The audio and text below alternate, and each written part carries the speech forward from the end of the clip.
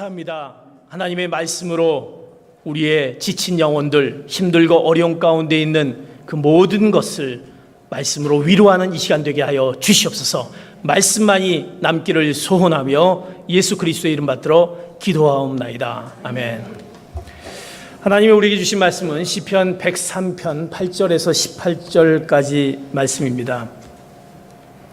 오늘 이 말씀은 하나님이 우리에게 주신 이제 위로의 말씀인데, 오늘 우리에게 어떤 위로의 말씀을 해주시는지, 이 성경의 본문이 우리에게 하나님이 나를 어떻게 위로하시는지 이제 그 마음으로 이 성경 구절을 8절부터 18절까지 말씀을 합독해서 우리 같이 말씀을 보도록 하겠습니다. 8절부터 같이 읽겠습니다. 시작.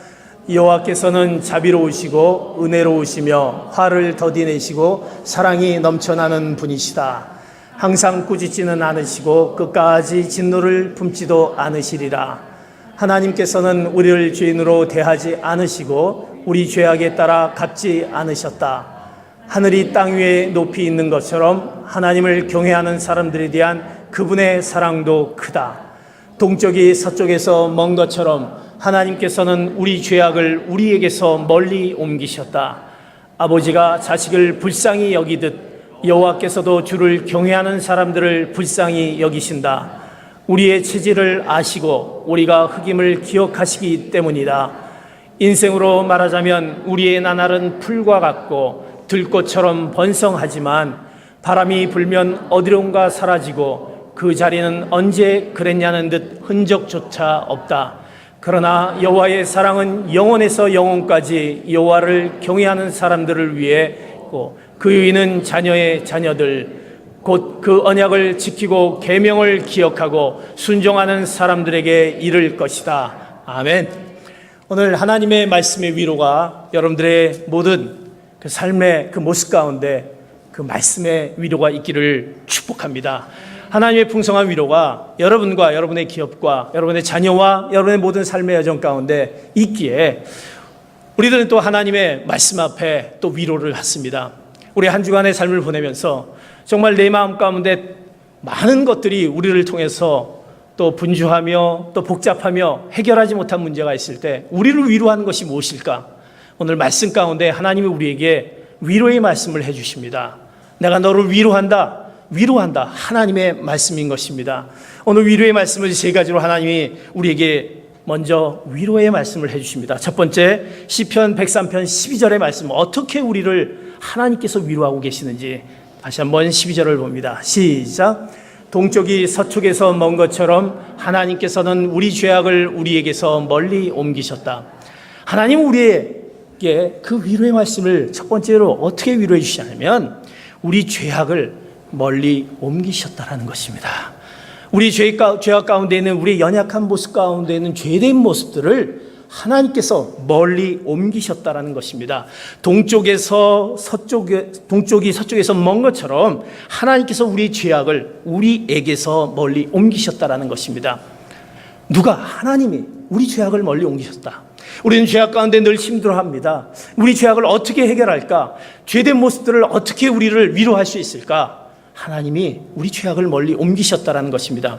그 하나님은 어떤 하나님이기에 오늘 8절부터 12절까지 하나님이 어떤 분이라는 것을 성경 구절에 얘기합니다. 하나님은 8절에 보면 자비로우시고 은혜로우시며 화를 더디내시고 사랑이 넘쳐나는 분이시다. 그러기에 우리에게 그 위로의 말씀을 합니다. 또 하나님은 9절과 10절의 말씀을 통해서 하나님은 우리의 유익을 위해서 우리가 짓고 있는 죄를 책망하시지만 그 노를 품지 않으시고 그리고 오히려 용서해 주신 하나님, 그 하나님이 우리를 위로하십니다. 또 11절과 12절의 말씀을 보면 하나님은 그 하나님의 놀라우신 그 인자하심이 동리 서에서 먼 것처럼 우리 죄된 죄악을 우리 죄에서부터 우리의 죄 가운데 있는 것을 분리시키는 하나님의 놀라운 그 용서의 하나님이 있기에 그 하나님이 우리를 위로하신다는 것입니다. 그 하나님, 은혜의 하나님, 자비로우신 하나님, 우리의 모든 것들을 용서하시는 그 하나님이 우리의 죄를 멀리 하신다는 그 말씀. 우리는 예수님을 믿습니다. 예수님을 믿는다고 하면서 우리는 우리의 육신의 연약함 때문에 우리는 늘 죄 가운데 그 죄를 짓고 사는 우리의 모습이 있는 것을 보게 됩니다. 우리 죄는 어떤 죄입니까? 하지 말아야 할 일을 행하는 죄가 우리 안에 있다는 것입니다. 이것은 하지 말아야 되는데, 이것은 분명히 하나님 앞에, 우리가 선택된 자로서 하나님 앞에 이것은 아닌데 라고 하는 것들을 짓는 우리의 죄된 모습이 있습니다. 나로 하여금, 아니면 내가 기업하고 있는 기업으로 하여금, 나의 가정으로 하여금, 나의 자녀로 하여금 하지 말아야 할 그 죄들이 우리 안에 있다는 것입니다. 그리고 우리는 해야 할 일, 우리는 선택한 자녀로서 하나님이 우리를 선택하시고 하나님의 그 놀라운 은혜 가운데 우리를 선택하셨는데, 그러기에 우리는 하지 말아야 할, 하나님의 자녀로서 하지 말아야 할 죄, 그리고 우리는 해야 할 반드시 우리가 믿음의 신앙을 가진 자로서 하나님 앞에 나와서 하나님 앞에 경배하고 찬양하고 하나님 앞에 우리의 모습을 드려야 되는데, 그 하지 못한 우리의 그 연약한 가운데 있는 그 죄들, 그 죄, 그것 때문에 우리는 늘 그 죄책감에 사로잡히고 있다는 것입니다. 이 죄를 어떻게 할까? 나의 죄를 어떻게 할까? 이 죄책감 때문에 우린 또 하나님을 점점점 멀리하는 우리의 모습을 보게 됩니다. 하나님은 어떤 하나님이십니까? 우리 죄를 너무나 잘 알고 있기 때문에, 그 죄를 잘 알고 있어서 그 죄의 근원과 결과를 알고 계신 그 하나님, 그 하나님께서 우리를 위로하고 있다는 것입니다. 우리가 짓고 있는 죄는 무엇입니까? 하나님은 그 죄를 미워하십니다. 왜? 그 죄가, 하나님은 거룩하시고 그 죄가 결국 어디에 이르는지를 분명히 아신다라는 것입니다. 성경에 보면 야고보서 1장 15절에 우리 죄는 어떻게 얘기합니까? 욕심이 잉태한 즉 죄를 낳고 죄가 사망에 이르니라라는 말씀이 있습니다. 우리 죄는 늘 우리 욕심 가운데 있다는 것입니다. 이것이 우리를 하여금 우리를 연약하게 만들고 우리를 점점점 하나님과 거리를 멀게 하고 있는 그 죄 가운데 있다는 것입니다. 우리의 욕심, 이런 예화가 있습니다. 우리의 욕심이 어떤 욕심으로 이렇게 표현되어 있는지, 아프리카에 있는 그 정글 속에서 이제 그 원숭이를 사냥하는 사람들의 사냥 방법이 이렇게 소개됩니다. 그 원숭이를 사냥하는 것은 굉장히 쉽지 않을 거라고 우리가 이제 상식적으로 생각하죠. 굉장히 빠르기 때문에. 그런데 그 원숭이를 사냥하는 사냥법이 이렇게 사냥을 한답니다. 그 원숭이가 좋아하는 것이 이제 그 정글 속에 코코넛 야자 열매라고 합니다. 근데 그 코코넛 야자 열매를 이제 그 사냥꾼들이 따서 그 안을 싹 비웁니다. 싹 비운 다음에 이제 비우기 위해서는 그것을 이제 반으로 정확히 자릅니다. 그리고 그 안을 다 비우고 이제 그것을 다 비운 다음에 한쪽 면에다가 이제 구멍을 뚫습니다. 근데 구멍을 이 원숭이 손이 들어갈 수 있을 정도의 구멍을 한쪽 면에다 뚫습니다. 그리고 다른 한쪽에는 이제 그 코코넛 다 비웠으니까 그 코코넛 안에 무슨 열매를 집어넣으면 오렌지, 원숭이가 좋아하는 오렌지를 집어넣습니다. 그래서 이제 한쪽은 구멍을 뚫고 이제 오렌지를 집어넣고 그것을 이제 완전히 봉합을 잘 합니다. 그것이 이제 떨어지지 않게 잘 봉합합니다. 그런 다음에 이제 그 코코넛 열매를 이제 그 나무에다 매달아 놓습니다. 그럼 그것이 이제 끈으로 매달아서 이제 코코넛이 이렇게 열매가 맺은 것처럼 보여줍니다. 근데 이제 구멍이 뚫려져 있기 때문에 거기로 냄새가 막 나면서 원숭이들이 그 좋아하는 오렌지 그것을 향해서 이제 냄새를 맡고 가게 됩니다. 그럼 이제 어떻게 하겠습니까? 구멍이 한쪽에 뚫려져 있지 않습니까? 그러니까 원숭이가 그 뚫려진 구멍으로 손을 집어넣습니다. 집어넣을 수 있도록 구멍을 뚫습니다. 집어넣고 이제 무엇을 집습니까? 그 안에 뭐가 들어갔죠? 오렌지가 들어가 있습니다. 그 오렌지를 꽉 잡습니다. 그리고 나서 어떻게 합니까? 이제 원숭이가 그걸 빼야 되지 않습니까? 빼려고 합니다. 근데 빼집니까? 절대 빼지지 않죠. 왜? 들어갈 때는 손은 들어갈 수 있는 구멍이 됐지만 그 오렌지를 주는 순간 이 주먹이 들어갈 때는 좁게 들어가지만 이 오렌지를 지분이 나오게 돼요. 이게 안 나온다는 겁니다. 그래서 계속 원숭이는 그것을 빼려고 실랑이를 합니다. 이제 그럴 때 사냥꾼들은 그 모습을 다 보고 나서 그물을 확 던져갖고 원숭이를 잡는다고 하는 것입니다. 이 원숭이는 이제 그것을 나올 수 있는 방법이 뭡니까? 그 오렌지를 놓으면 되는데 자기가 먹고 싶은 거를 놓지 않고 계속 하는 순간에 이제 바로 사냥감에 걸리게 된다는 것입니다. 우리 인생은 마치 세상은 그 덕과 같다는 것입니다. 우리가 뭔가 잡으면 잡힐 듯한, 내가 뭔가 그것을 쥐으면 쥐을 듯한 세상의 모든 어떤 물질과 권력과 명예와 이것이면 우리를 행복하게 만들 것이다. 이것이면 우리의 어떤 삶을 정말 부유하게 만들 것이라는 생각에 꼭 집으려고 애쓰는 우리의 모습이 있습니다.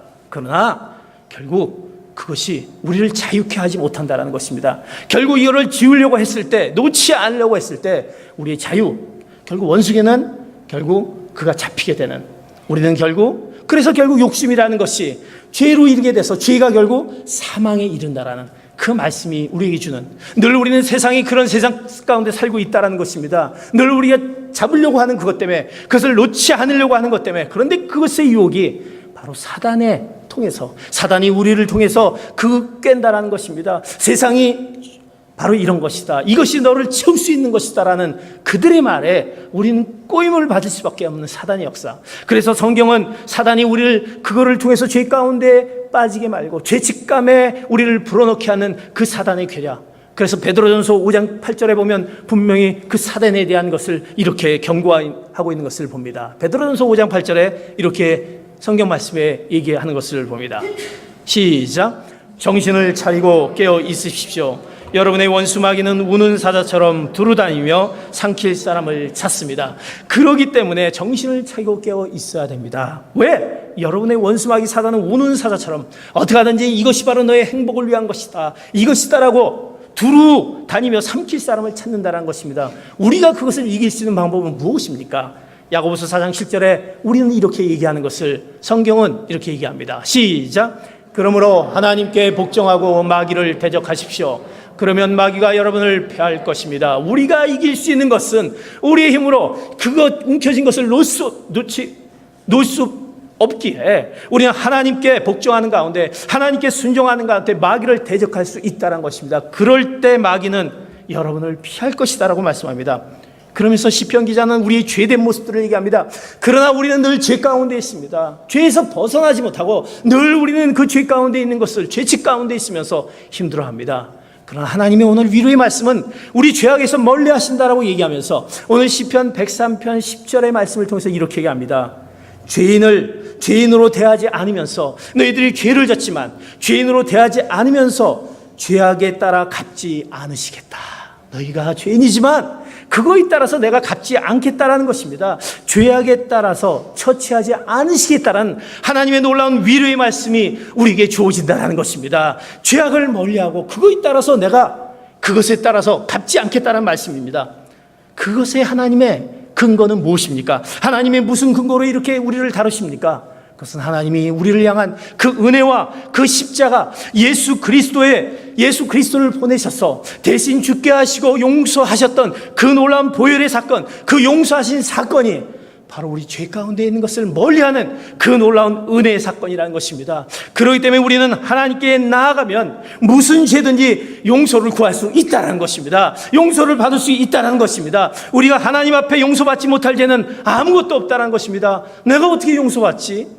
내가 이 가운데 있는데, 아직도 이것 가운데 있는데, 내 죄책감 가운데 있는데, 하나님을 멀리하고 이 가운데 있는데 어떻게 용서받지? 그러나 우리는 용서받을 수 있다는 것입니다. 왜? 예수 그리스도를 보내주셨고 내가 예수 그리스도를 믿는 가운데 그분을 통해서 우리는 용서받을 수 있다는 것입니다. 예수님의 십자가의 보혈을 용서할 수 없는 죄는 아무것도 없다는 것입니다.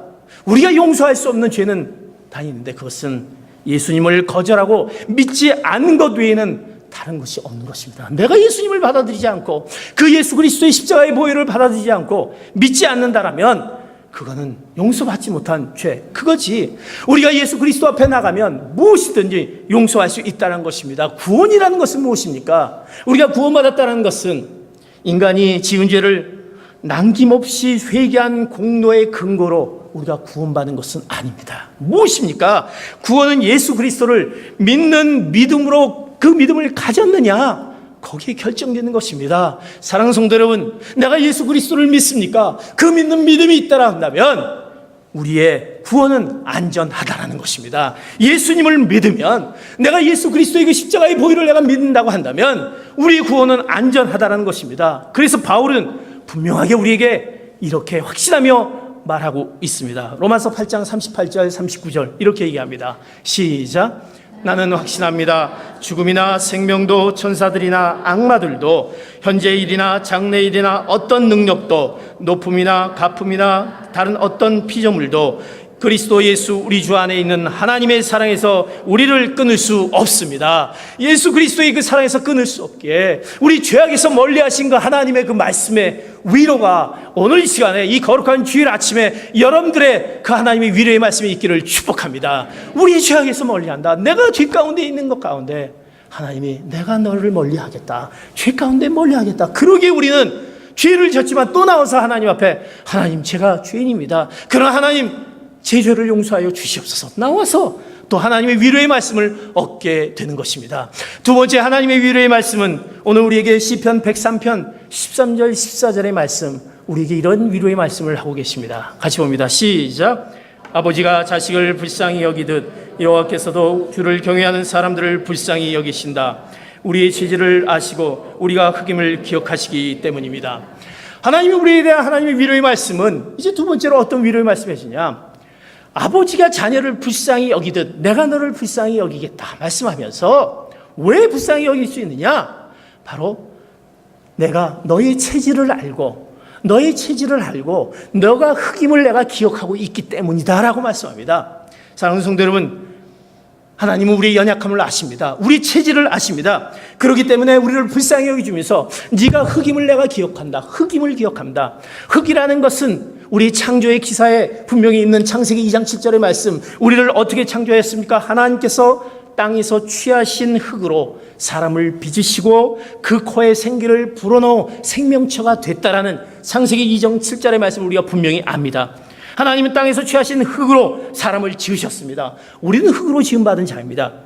그리고 이제 인간은 타락한 후에 첫 번째 그 인간 아담에게 뭐라고 얘기합니까? 이제 너는 창세기 3장 19절에 보면 너는 흙이니까 흙으로 돌아가리라 이렇게 말씀합니다. 너를 흙으로 만들고 이제 너는 흙이니까 흙으로 돌아가라 이렇게 말씀합니다. 이렇게 선언합니다. 우리는 어떤 존재냐? 아주 약한 흙과 같은 존재라는 것입니다. 흙먼지와 같은, 어떻게 보면 하찮은 그냥 흙먼지와 같은 존재라는 것입니다. 그러면서 우리의 모습은 어떤 모습이냐? 우리에게 이렇게 시편 103편 15절 16절 우리를 이렇게 또 우리는 어떤 존재라는 것을 말씀합니다. 15절 16절 봅니다. 시작. 인생으로 말하자면 우리의 나날은 풀과 같고 들꽃처럼 번성하지만 바람이 불면 어디론가 사라지고 그 자리는 언제 그랬냐는 듯 흔적조차 없다. 우리는 어떤 존재냐? 오늘 말씀에 우리는 나날은 풀과 같고 들꽃처럼 번성하지만 바람이 불면 어디론가 사라지고 흔적처럼 없어지는 우리의 존재라는 것입니다. 마치 풀과 같고 간명한 그런 존재, 그리고 그 영화라고 하는 그 모습을 한순간에 시들어버리는 들꽃 같은 것을 묘사하고 있는 그 시편 기자의 그 묘사, 우리의 모습. 그 인간은 연약합니다. 그 연약함을 누가 아느냐? 하나님이 아신다는 것입니다. 너의 체질을 알고 너의 그 연약함 흙이다라는 것을 내가 기억한다. 우리는 연약하기에 늘 우리는 삶 가운데 그 연약한 가운데 있습니다. 평생을 질병으로 고생하며 어려운 가운데, 또 정신적인 질병과 육체적인 질병과 어려운 가운데 있는 우리의 모습들, 또 우리 주변의 모습을 보면서 내가 살아가면서 왜 이렇게 내 살아가는 모습이 고통스럽고 힘들고 왜 나날이 힘들어질까? 감당하기 어렵냐? 나는 이것을 어떻게 이해해야 될지 감당하기 어려운 그 무거운 그 무게들이 나에게 막 주어졌을 때, 나의 가정, 나의 관계, 내 자녀들 왜 이렇게 무겁게만 살아야 되느냐라는 그런 것들, 그 비틀거림 가운데 있을 때, 그 여러 가지 힘든 상황 가운데서 우리는 절망합니다. 또 실망합니다. 때로는 그것 때문에 하나님이 살아계신다면, 하나님이 우리를 만드셨는데 살아계신다면 하면서 우리는 하나님 앞에 분노합니다. 하나님 왜 이러야만 됩니까? 제가 왜 이렇게 살아야만 됩니까? 하고 분노합니다. 심지어 내가 하나님을 믿는다고 하면서 하나님에 대한 믿음마저도 흔들리는 우리의 연약한 우리의 모습들. 그러나 그런 모습을 보면서 우리는 책하지 말아야 되는 것입니다. 죄책감에 빠지지 말아야 되는 것입니다. 그 연민에 빠져서는 안 되는 것입니다. 왜? 그런 반응을 보이는 것은 당연하다는 것입니다. 우리 인간의 연약함에 당연한 것입니다. 하나님은 왜 그 모든 체질 연약함을 이해하시고 불쌍히 여기신다라고 말씀하십니다. 그 위로의 말씀이 있습니다. 내가 너희 그 연약함을 알기에 내가 그거를 안단 말이야. 그거를 알기에 내가 그것을 안다. 그래서 하나님이 우리에게 위로의 말씀합니다. 그래서 우리는 우리의 힘들고 어려운 가운데 이 모습을 어떻게 우리는 그것을 토로합니까? 어떻게 이것을 내가 내어놓기를 원합니까? 그 연약함을 아시는 하나님 앞에 나가면 된다는 것입니다. 고통 가운데, 슬프고 힘든 가운데 누구 앞에 나가서 울부짖습니까? 하나님께 울부짖기 바랍니다. 하나님, 제가 이렇습니다. 이런 가운데 있습니다. 이 솔직한 의문과 하나님이 내가 왜 이래야만 되는 그 의문과 그 불안함과 어떻게 보면 그 두려움과 심지어 이 불평으로 털어놓을 수밖에 없는 연약함을 하나님께 내어놓기 바랍니다. 우시고 내어놓기 바랍니다. 성경에 보면 시편뿐만 아니라 예언서에 보면 우리보다 믿음이 많은 그 믿음 있는 자들도 그 힘든 가운데 있을 때 그 믿음의 선진들도 하나님 앞에 자신의 연약함을 감추지 않았습니다. 그리고 거짓 경건으로 포장하지 않고 하나님 앞에 나가서 그 의문을 얘기하고 토로하면서 울부짖으면서 하나님께 얘기했다라고 하는 것입니다. 왜 그렇게 하시기 바랍니다. 왜? 하나님이 우리를 불쌍히 여시고 하나님이 그것을 감당하신다라고 말씀합니다. 하나님이 그러기에 위로의 말씀을 하고 있다라는 것입니다. 당신을 이해하고 불쌍히 여기고 긍휼히 여기신다라는 말씀입니다. 그러기에 그 하나님 앞에 나가서 우리의 모든 힘들고 어려운 가운데 있는 그 모든 것 가운데 지금 문제가 있어서 이 문제가 해결되지 못하고 제가 어떻게 해야 됩니까 하고 답답함을 이제 다른 것에서 푸는 것이 아니라 다른 것에서 해결할 것이 아니라 하나님 앞에 나가서 오는 가운데 하나님이 우리에게 주신 큰 위로의 말씀, 너를 불쌍히 여기고 내가 한다, 내 너의 그 사정을 한다라고 하신 그 놀라운 위로의 말씀이 여러분에게 임하시기를 축복합니다. 그러기에 하나님이 아버지가 자녀에게 하듯 불쌍히 여기신다라는 말, 내가 그걸 알기에 내가 너를 불쌍히 여긴다라는 말씀, 그 위로의 말씀을 하신다라는 것입니다. 하나님의 그 놀라운 위로의 말씀이 여러분들을 다시 한번 새롭게 일으키는 놀라운 능력의 말씀이 되기를 축복합니다. 우리는 흙으로 만들어졌고 흙은 너무나도 연약한 존재지만 그러나 그 흙 가운데 있는 우리의 그 모습을 어떻게 연약한 존재를 무한한 그 잠재력으로 바꿔주신 하나님의 능력이 있습니다. 사랑하는 성도 여러분, 흙을 생각하면 우린 무엇인가 아주 우리는 평범하고 흔한 것으로 생각합니다. 여러분들 이 성전을 바깥으로 나가는 순간 여러분들은 흙을 보게 될 것입니다. 흙을 잡을 수 있는 것입니다. 그리고 아니 지금 현재 여러분의 있는 이 모습 가운데 지금도 이것을 이렇게 쓰는 순간 먼지가 보이듯이 우리는 그 흙먼지를 바로 내 눈앞에서 내 가정에서 내 탁자 위에서 내가 가장 소중하게 생각하는 그 무엇에서 한번 손을 문지르면 우리가 거기서 흙먼지가 보이듯 우리는 그 흙이라는 것이 얼마나 연약한가 덧없음을 의미합니다. 그런데 그 흙이 우리는 흙으로 만들어진 흙이 우리는 어떻게 됩니까? 우리의 그 놀라운 무한한 잠재력 그 가운데 주어졌다는 것입니다. 하나님이 흙으로 우리를 만드셨고 우리를 통해서 그 연약한 존재를 통해서 누구 안에서 하나님 안에서 강한 존재가 되도록 만드셨다는 것입니다. 이것을 믿습니까? 왜 하나님이 우리를 만드셨던 그 목적이 있다는 것입니다. 너는 약한 존재지만 너를 통해서 하나님의 놀라운 흙의 그 놀라운 무한한 잠재력을 너한테 허락하신다. 우리는 그렇기 때문에 우리는 고백해야 됩니다. 하나님 그렇습니다. 주님은 저를 흙으로 만들었지만 그러나 무한한 잠재력이 있는 존재로 만드셨음을 저는 믿습니다. 제가 제 연약한 존재지만 하나님 안에서 강한 존재로 만드셨음을 믿습니다. 저를 빚으셔서 하나님의 뜻을 따르도록 만들어 주심을 저는 고백합니다. 제가 순종하며 이 일을 감당하겠습니다. 그러기에 우리는 힘들고 어려운 가운데 있지만 다시 주의 전에 나와서 하나님, 제가 또 하나님이 주신 능력으로 다시 딛고 일어나시기를 원합니다. 하나님이 그거를 저에게 해주신다고 약속하셨으니 제가 그것을 믿고 하나님의 위로의 말씀을 듣고 우리는 다시 일어서게 된다는 것입니다. 그래서 바울은 그가 힘든 상황 가운데 그가 늘 고백했던 그 놀라운 말씀, 빌립보서 4장 13절의 말씀, 우리가 너무나 잘 알고 있는 말씀을 그는 고백합니다. 시작. 내게 능력 주시는 분 안에서 내가 모든 일을 감당할 수 있습니다. 능력 주신 자 안에서 내가 감당할 수 있게 하나님 저에게 무한한 그 잠재력, 가능성을 하나님 앞에 줬게 저는 이제 무너지지 않을 것입니다. 여기서 주저하지 않을 것입니다. 하나님 흙이지만 연약하지만 제 체제를 아시고 연약해서 아무것도 할 수 없다고 저는 지금 이런 존재이지만 하나님 안에서 내가 그 믿음 안에서 강함을 허락하기에 나는 다시 일어설 수 있습니다 라는 고백을 하게 되는 것이고 그 말씀을 가지고 우리는 그 위로를 받게 되는 것입니다. 그래서 시편 기자는 우리에게 하나님은 우리에게 불쌍히 여기시며 너를 강한 존재로 하나님 안에서 강한 존재로 만드시는 하나님의 위로의 말씀을 해준다는 것입니다. 사랑하는 성도 여러분, 힘들어하지 않기 바랍니다. 어려워하지 않기 바랍니다. 미래가 보이지 않는 것처럼 해결이 안 되는 것처럼 아닙니다. 하나님이 그것을 다 하시기에 하나님이 그 모든 것 가운데 새롭게 놀라운 능력을 더해줄 줄 믿습니다. 요새 우리가 사도행전의 큐티 말씀을 보면서 얼마나 우리 마음 가운데 정말 마음 가운데 위로를 받습니까?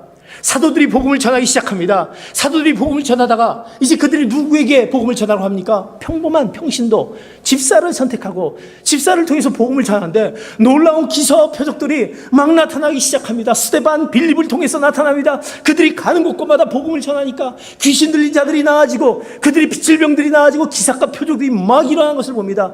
이것은 바로 그 흙에 약한 존재인 그 한 평범한 인간을 통해서 하나님이 그를 통해서 쓰여지는 그 놀라운 일들이 하나님 안에서 하나님의 능력이 나타나는 것입니다. 우리가 바로 그런 능력을 하나님이 우리를 통해서 이루어질 줄 믿습니다. 그러게 하나님이 우리에게 말씀합니다.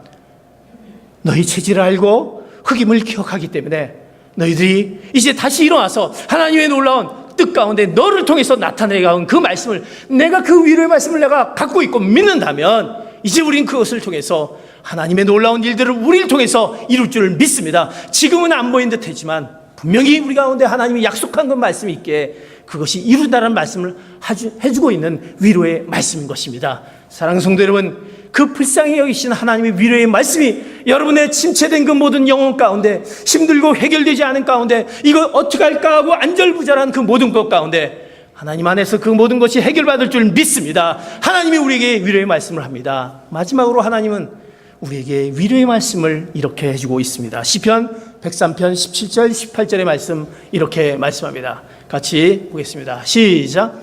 그러나 여호와의 사랑은 영원에서 영원까지 여호와를 경외하는 사람들 위에 있고 그 이는 자녀들의 자녀들 곧 그 언약을 지키고 계명을 기억하고 순종하는 사람들에게 이를 것이다.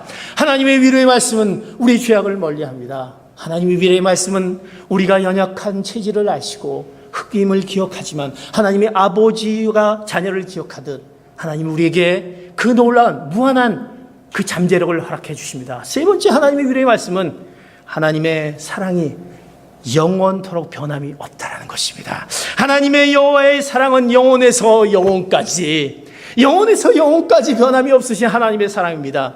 사랑하는 성도 여러분, 우리 인간은 얼마나 연약합니까? 유한한 존재라는 것입니다.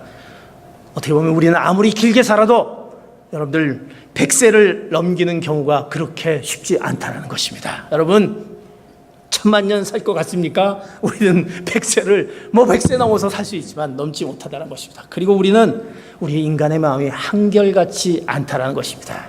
여러분, 여러분의 마음이 한결같습니까?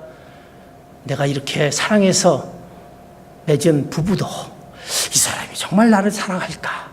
한 주간 동안에 한결같은 아내, 한결같은 남편, 한결같은 자녀, 그것을 느끼며 삽니까? 한결같지 않은 우리 인간의 마음을 합니다. 이 사람이 내 남편이야? 이 사람이 내 아내야? 하면서 그 변하는 우리 인간의 모습들, 우리는 그런 연약한, 유약한 존재다라는 것입니다. 그런데 하나님은 어떤 분입니까? 하나님은 영원하신 분, 하나님은 변치 않으신 분, 자기 백성을 향한 그 언약 사랑에 대한, 내가 언약한 백성을 향한 그 의로우심과 그 영원토록 변함이 없는 상황이 영원에서 영원토록 일하는 그 언약을 지키고 그 계명을 지키고 순종하는 자를 통한 하나님의 변하지 않는 사랑, 나는 너의 사랑을 변하지 않겠다. 여호와의 사랑, 하나님의 사랑은 히브리의 헤세드의 그 사랑, 그 언약 백성에게 이루어진 그 사랑을 의미하면서 그 사랑은 어떤 상황이나 기분에 따라 변하는 우리 인간의 상황이 아니다라는 것입니다. 그 사랑이 아니라 당신의 언약 백성에 대한 하나님의 헌신되고 하나님의 열매를 향한 헌신되고 충성된 그 사랑이, 그 하나님의 사랑이 우리에게 그 위로의 말씀으로 주어지는 것입니다. 그러기에 그 하나님의 사랑만이 우리 가운데 있기에 우리는 하나님이 우리를 사랑하는구나, 우리의 사랑이 변함이 없구나, 하나님은 신실하시고 그분의 사랑은 영원하고 그 영원하신 하나님의 그 사랑이 바로 우리의 소망이구나 라고 하기에 그 하나님의 사랑 가운데 그 말씀으로 우리가 위로를 받게 되는 것입니다. 그 하나님의 영원한 사랑은 바로 무엇입니까? 예수 그리스도의 십자가의 복음을 믿고 바로 그 새 언약의 축복에 참여한 바로 우리, 예수 그리스도의 십자가의 복음을 믿고 그 언약이 무엇입니까? 언약을 지키고 하나님이 우리를 향한 그 언약을 지키고 계명을 기억하며 순종하는 우리에게 바로 너희를 끝까지 변치 않고 사랑하시는 하나님의 신실하시고 변함없는 그 사랑을 베풀어 주신다는 것입니다. 사랑하는 성도 여러분, 그러기 우리는 하나님을 경외하며 그 안에 머물러 있어야 되는 것입니다. 변치 않는 하나님의 사랑 가운데 머물러 있어야 되는 것입니다. 그럴 때 우리는 위로를 받습니다. 여러분, 하나님의 사랑만이 우리를 위로받습니다.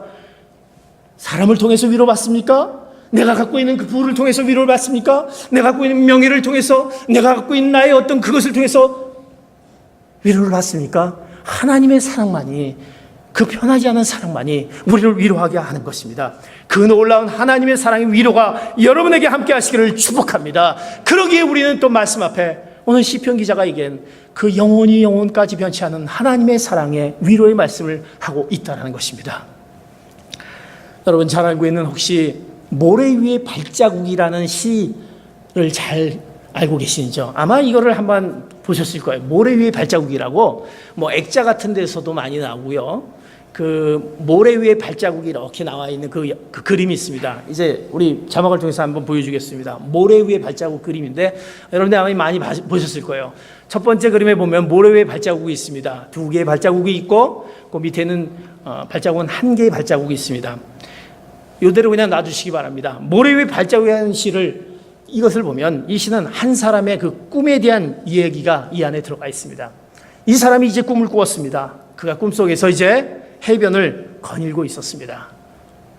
자기 인생의 그 마지막 지점에서 뒤를 돌아보면서 과거의 장면들이 막 스쳐갑니다. 내가 인생을 이렇게 걸어가고 있었는데 이제 그거 과거의 장면이 있으면서 첫 번째 그림에 2개의 발자국이 있는 것을 봅니다. 그래서 그 2개의 발자국에 하나는 누구의 발자국이냐면 주님의 발자국이었습니다. 그리고 다른 하나는 자기의 발자국이었습니다. 2개의 발자국. 그런데 이제 다른 장면이 막 지나가면서 더 많은 장면 가운데 내가 굉장히 힘들고 아주 어렵고 고통 가운데 문제가 있고 정말 이걸 어떻게 하지? 그럴 때 그 발자국이 1개의 발자국밖에 없는 것이었습니다. 그래서 그는 내가 왜 한 개의 발자국밖에 없지? 2개의 발자국에서 왜 내가 힘들 때는 하나의 발자국밖에 없지? 그러면서 그는 이제 주님 앞에 얘기합니다. 주님, 제 인생 가운데 내가 보니까 1개의 발자국에 있었던 것은 내가 너무나 힘들고 해결할 수 없는 정말 안타까운 데 있을 때 왜 주님이 나와 함께 하지 않고 왜 제 발자국만 있는 것입니까? 라고 주님한테 질문합니다.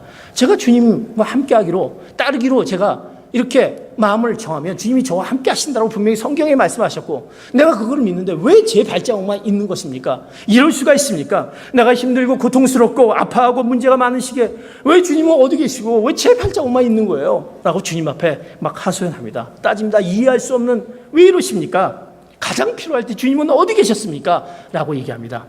그때 주님은 이렇게 대답합니다. 나의 보배로운 자녀요, 나의 사랑스러운 자녀요, 나는 너를 사랑하고 한 번도 너를 떠난 적이 없다. 너는 내가 떠났다고 얘기했지만 너를 한 번도 떠난 적이 없다.